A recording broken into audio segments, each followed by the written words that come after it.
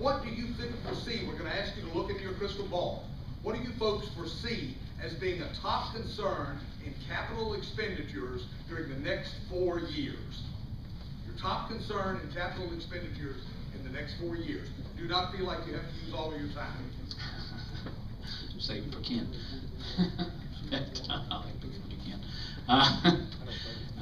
You know, I don't know because I'm not a county commissioner yet, and that's the thing is, as Ken told me a while ago, you know, there's a lot of things he's learned being a county commissioner, so that's what I want to do. I want to get out there and learn. One thing that I do is when I do something, I do it full force. But in the future, for the county, you know, we are, as everybody says, we'll have to build a jail. We've got to figure that out, but we need to figure it out before we build it. We need to ask people, you know, where are we gonna get this money as the county commissioners? You know, they're gonna have to figure it out and come up with it beforehand. And then, you know, our teachers are I'm gonna go back to teachers every time because I want to back the teachers all the way. We cannot take teachers' money away from them. Now, we don't want to throw money at them, okay, but let's don't take it away from them. Let's keep going forward for the future, for the next 4 years. Let's make sure that we can make it the next 4 years without running into a situation we did in 2010. So, you know, like I say, I'm not as educated on that as some of these other guys, and I don't know where, you know, what we're going to be doing because I don't have a crystal ball. But I know in my business, I'm planning for the next 4 years, and I'm planning on making it work. Whatever it takes, I'm going to make it work. And as a county commissioner, I want to find every loophole that I can to cut back everything that I can to make sure that we can make it work without having to raise taxes again. Mr. Lloyd-Fuller, what do you foresee as being a top concern in capital expenditures over the next 4-year period?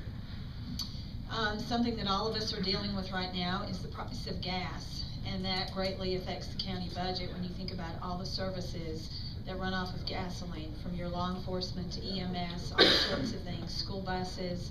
So I do see that as a rising cost unless that gets under control a bit.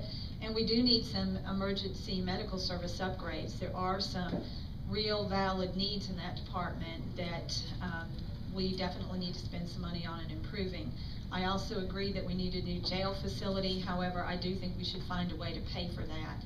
And that would be the concerns that I see coming up on the next several years. Thank you. Mr. Boone? Well, we keep hearing about the need for a new jail, a possible future need for a new jail. So I assume it's probably there. I haven't really studied it in detail. I assume it's there. The schools are always going to ask for money. I don't think the student population is increasing as fast as it once was, but they always ask. I don't care what we spend, they always ask for more. And there may be other needs. I won't use my whole minute and a half on this. I'll give you all a break. Ms. Stewart? I don't think I'll need my whole minute and a half either, because it may not be considered a capital expense, but I'm going to tell you folks, if Obama's health care passes, it's going to wreck whatever budget we have, whether it's local, capital, no matter what it is. So I would reserve my fear of a major capital expense, knowing if that happens, it's going to dominate, it's going to dictate every budget, without exception. Mr. Moody? Obamacare notwithstanding, and hopefully it does not get upheld in the courts and we can get rid of it. Obamacare will wreck any budget. I have to agree with that, hands down. I don't think anybody in this audience would disagree if you have actually looked at the facts and really understand what it's all about. As far as the true capital expenses, unfortunately in society, when you have growth in population, you have growth in crime, and there are also mandates from the state and the liberals on what we can do and not do with prisoners and that type of thing. So that to me seems to be the biggest capital expenditure that's looming, as well as the EMS equipment that Ken Robertson said, yes, there are things with that, with the vehicle's age, and replacing those and adding new technologies is not cheap. It's never cheap. And these are not in the order, well, they're almost in the order of priority. The school systems, I don't know what the projections of growth in the student population are. But that is a concern of mine because, you know, we don't have any control over the number of students that come in and out of this county. So if we have a whole bunch of folks move in, or as Ken said, a private institution close, we may be faced with having to put bricks and mortar together for the schools, since the state's not going to help us. And also we're being mandated, and we have to give our kids the technology to use. And that can be quite expensive. I know Mooresville rolled out 7,500 Mac laptops, and even with all the help, it's very expensive. Mr. Brater, what do you see as a top concern of capital expenditures over the next 4 years? Obviously, schools.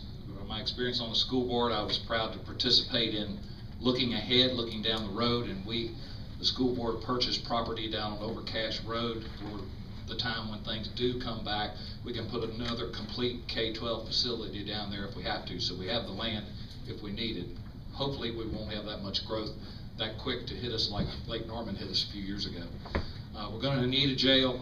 The Department of Social Services, the needs for families and children continue. Emergency services, they need some technology that's vital. They need some equipment, and those folks need, like other county folks, they need raises.